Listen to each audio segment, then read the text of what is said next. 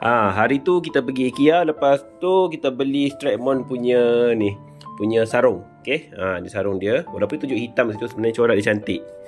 So ini dah kerusi kita yang kita beli hari tu. Sebab dah lama pakai, ni dah dekat 5 tahun lebih dah pakai. Lepas tu kita nak sarung lah biar selesa sikit kan. Lagipun dia punya material kain dia adalah canvas. Jadi kita nak tukar kepada Stratmon yang ni, yang baru kita beli ni. Jom kita tukar sekarang lah. Jom. Okey, lepas tu kita dah buka dari punya kotak tadi. So dalam ni dia akan bagi 2 piece lah. Ni 1 piece, ni ada 2 piece. Dalam kotak tu 2 piece Lepas tu ni dia punya instruction. Kali ni kita kena baca instruction dia, sebab nak masukkan berapa piece tu yang mana satu dulu. Jadi kat sini dia tunjuk, alamak 3 terus mana boleh. Satu dulu. So kat sini tunjuk dah ada 2. Dia kata jangan iron. Jangan iron Kenapa jangan iron tak tahu. Okey. Lepas tu dia kata, kenapa nombor 3 terus? Oh betul lah. Nombor 1. Nombor 1.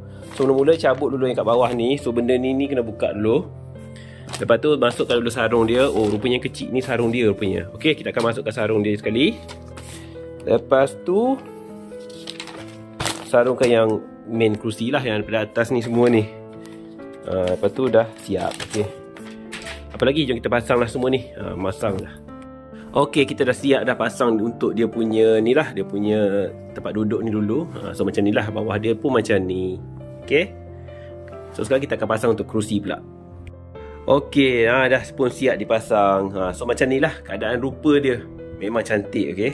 Memang cantik. Lepas tu paling penting sekali, kita boleh basuh balik bila dia dah sampai satu masa yang kita perlu basuh.